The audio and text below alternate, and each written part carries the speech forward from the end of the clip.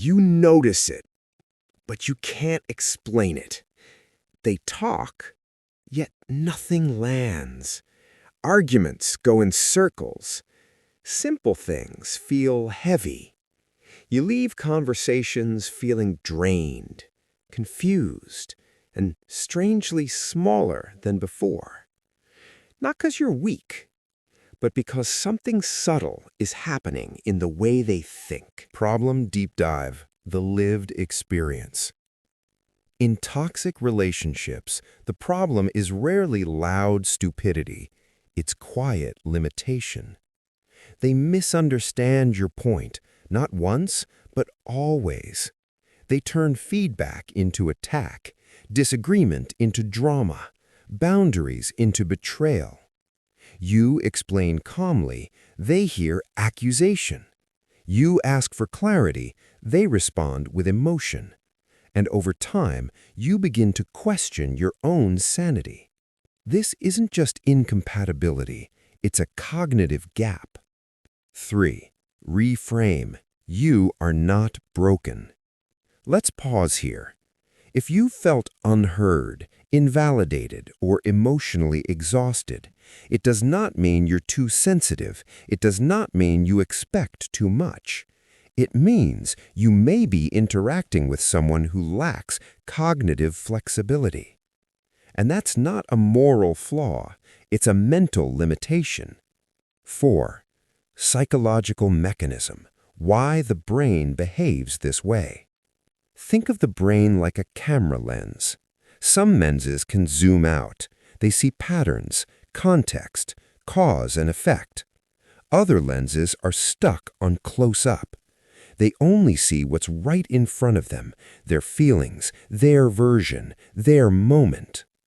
Low cognitive awareness often looks like black and white thinking, poor emotional regulation, inability to reflect, repeating the same mistakes. Neurologically, this connects to underdeveloped prefrontal cortex function, the part responsible for reasoning, self-control, and perspective-taking. So when stress hits, they don't think, they react. 5. The signs you never noticed. Not loud, not obvious, but consistent. Sign 1. They can't learn from experience. Same fight, same outcome, no adjustment. The brain fails to update its internal model. Sign 2.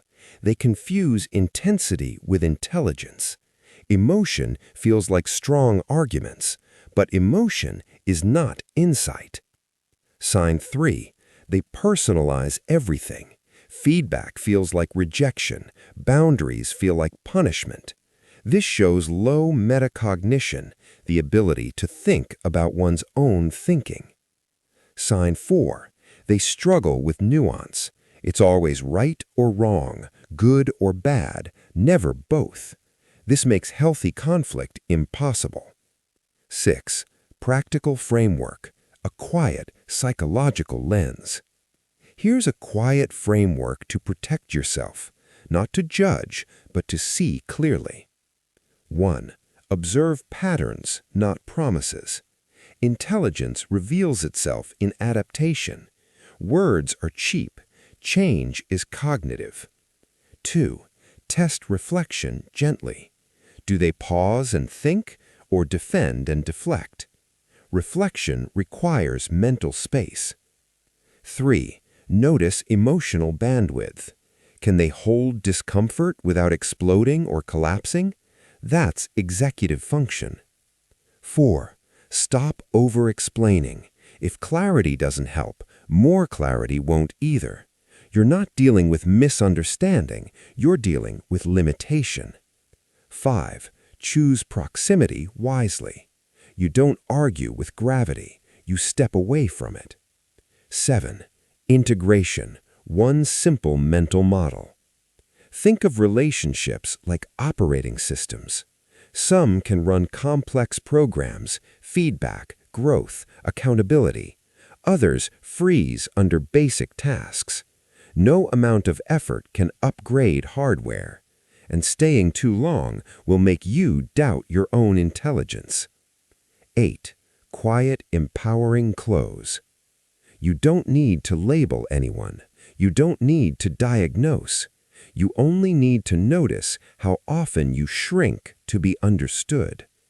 Intelligence in relationships isn't about sounding smart. It's about learning, adjusting, and seeing beyond oneself. And once you see the pattern, you stop trying to fix it. You simply choose peace.